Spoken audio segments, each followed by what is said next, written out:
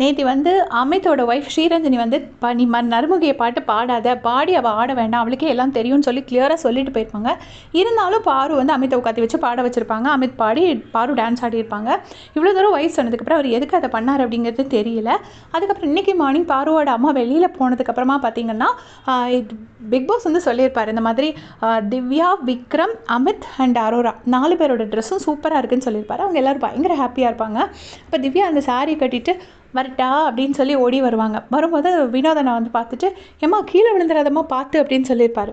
உடனே இங்கேருந்து விழுந்துருமா அப்படின்னு கேட்டுட்டு பாரு சிரிக்கிறாங்க. திவ்யா கூட டேரெக்டாக பேச வேண்டான்ட்டு வராங்க. அப்புறம் திவ்யா விழுந்தா என்ன, உட்காந்தா என்ன, உங்களுக்கு என்ன பிரச்சனை? அப்போ வந்து வினோதனா சொல்லிட்டு இருக்காங்க, இந்த மாதிரி உன் மேலே ஒரு ரெஸ்பெக்டே வந்துருச்சு உங்கள் அம்மா கூட பேசினதுக்கப்புறமா அப்படின்னு அவர் சொல்லிட்டு இருக்காரு. அப்புறமா அமித் பாரு அண்ட் சாண்ட்ரா இவங்க எல்லாரும் சேர்ந்து பேசுகிறாங்க. சபரியை பற்றி பேசுகிறாங்க. பாரு சொல்கிறாங்க, சபரி நல்லா ஸ்கோர் பண்ணுறான், பயங்கரமாக குழந்தைங்கள வச்சு கொஞ்சம் ஸ்கோர் பண்ணுறான்னு.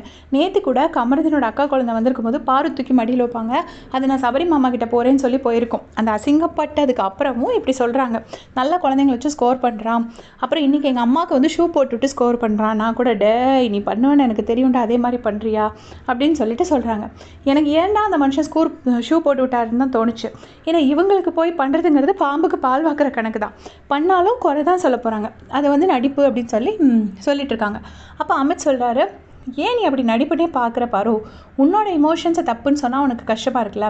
சாண்ட்ரா நீங்கள் அழுததை சொன்னால் உங்களுக்கு கஷ்டமாக இருக்குல்ல. அதே மாதிரி தான் சபரியும், அவன் இயல்பே அப்படி தான், அவங்க ஃபேமிலி பார்க்கும்போதே எனக்கு தெரிஞ்சுது அப்படின்னு சொல்லி அமித் சொல்கிறாரு. சாண்ட்ராவும் ஆமாம்மா அவங்க ஃபேமிலி பார்க்கும்போது எனக்கும் தோணுச்சுன்னு சொல்லிட்டு டக்குன்னு ஒரு பெல்ட் அடிச்சு என்ன சொல்கிறாங்கன்னா, ஆனால் அந்த கேப்டன்சி டாஸ்கில் பார்த்த சபரியே வேறு, அதில் நாங்கள் உங்களுக்கு ஒத்துக்க மாட்டேன் அப்படின்னு சொல்லிட்டு சாண்ட்ரா சொல்கிறாங்க. அப்போ அமித் சொல்கிறாரு, அது எல்லாருக்கும் நடக்கும், நானும் வார்த்தை விட்டுருக்கேன். கரெக்டாக சொல்கிறாரு, எல்லாருக்கும் ஏதோ ஒரு நேரம் மனுஷன் வந்து ஒரு கோவத்தில் ஒன்று சொல்ல தான் செய்வான். டெய்லியுமே அடுத்தவனை ட்ரிகர் பண்ணுறதும் டார்ச்சர் பண்ணுறதுமே வேலையாக வச்சா அவங்கள நம்ம சொல்ல வேண்டியதான். எனக்கும் ஒரு நாள் எல்லாருக்குமே அது நடக்கும் அப்படின்னு சொல்லிட்டு அமித் சொல்கிறாரு. உடனே வந்துட்டு பாருட்ட என்ன சொல்கிறாங்கன்னா, இல்லை நான் ஜஸ்ட்டு சொல்ல தான் செய்கிறேன், இப்படியும் இருக்கலாம் அப்படியும் இருக்கலாம்னு அந்த கையை ஆட்டி சொல்லுவாங்கள்ல, அதே மாதிரி சொல்கிறாங்க. சொல்லிவிட்டு கடைசியில் என்ன சொல்கிறாங்கன்னா, ஆனால் என்னோட இதுக்கு அவன் கண்டிப்பாக நடிக்க தான் செய்கிறான் அப்படின்னு சொல்லிட்டு சொல்கிறாங்க. நடிக்கிறான்னு சொல்லி ஆல்ரெடி வெளியில் எல்லாரும் அதை பரப்பி பேரெல்லாம் கெடுத்தாச்சு. இனி அவங்க எதுக்கு அப்படி பண்ணிட்டுருக்காங்கன்னு தெரியல. சபரியை தான் சொல்லணும் ஃபஸ்ட்டு இவங்களுக்கு போய் ஹெல்ப் பண்ணுறதுக்கு.